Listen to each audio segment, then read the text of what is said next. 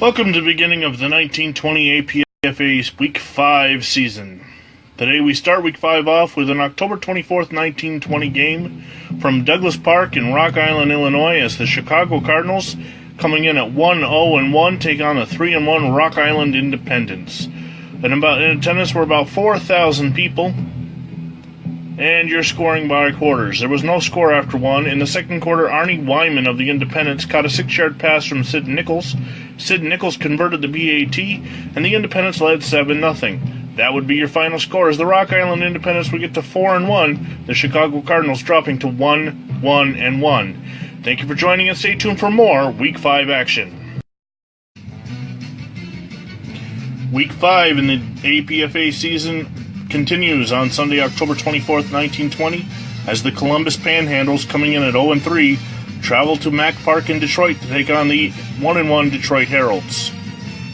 Detroit Heralds are coached by Billy Marshall, and the Columbus Panhandles coached by Ted Nasser.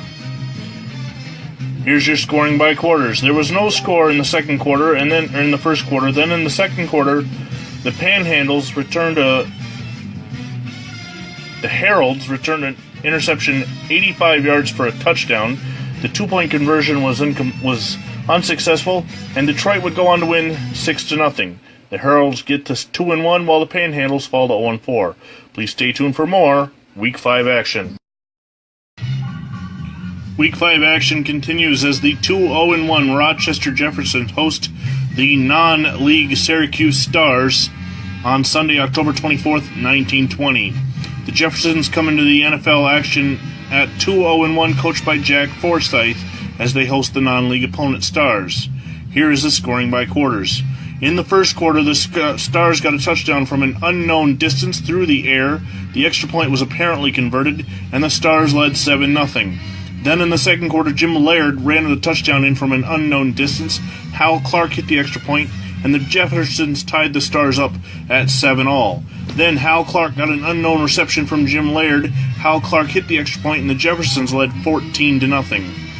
In the third quarter, Bob Argus ran the ball in from an unknown distance. Hal Clark hit the extra point, and the Rochester Jeffersons held on to defeat the Syracuse Stars 21-7 and get to 3-0-1. Stay tuned for more action from the 1920 Week 5.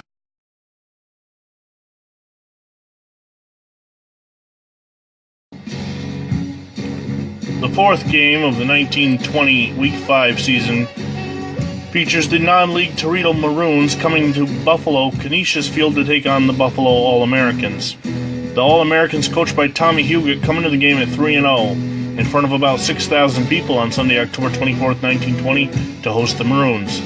The scoring by quarters: in the first quarter, Okie Anderson returns a punt 40 yards for a touchdown.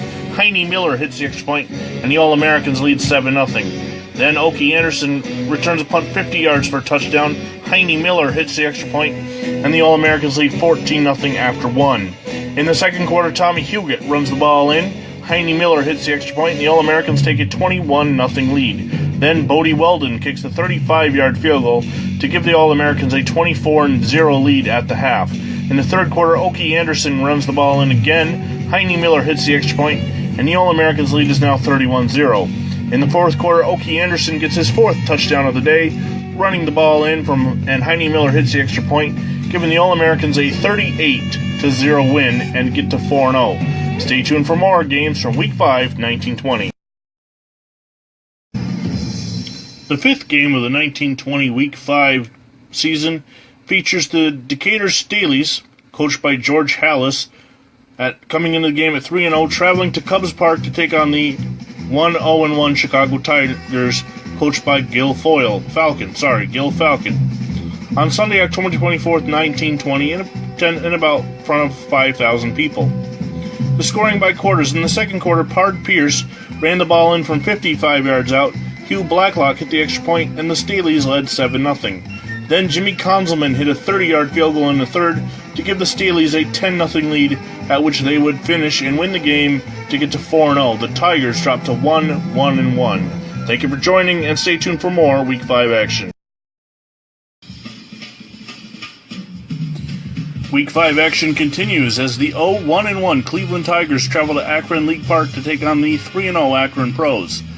Tigers come in coached by Stan Kofall, trying to get their first win as LG Tobin coaches the pros. It is Sunday, October 24th, 1920. Here's your scoring by quarters. In the first quarter, Bob Nash picks up a blocked punt and runs 8 yards for the touchdown. Charlie Copley hits the extra point, and Akron leads 7-0. And that would be your final. A tough defensive day for the Akron Pros as they jump to 4-0. Thank you for joining us, and stay tuned for more Week 5 action. Week 5 concludes with the final matchup of the week as the 2-0-1 Canton Bulldogs travel to Dayton, Ohio to take on the 1-0-2 Dayton Triangles in Triangle Park. The Triangles are coached by Nelson Talbot, and the Canton Bulldogs are coached by the legendary Jim Thorpe. Sunday, October 24th, 1920, in front of about 5,000 people. Here is your scoring by quarters. In the first quarter, Frank Kallick runs the ball in from 2 yards out. Al Feeney hits the extra point, and the Bulldogs lead 7-0. Then Frank Bacon, in the second quarter, runs it in from 4 yards out as he sizzles into the end zone. Hobby Kinderdine hits the extra point to tie the game at 7. Dave Reese then catches a 50-yard pass from Al Mart. Hobby Kinderdine hits the extra point, and the Triangles go up 14-7. Joe Guyan then runs it in from 22 yards out. Al Feeney hits the extra point, and the game is tied at 14 at the half. In the third quarter, Lou Partlow runs the ball in from 3 yards out. The extra point fails, and the Triangles lead 20-14.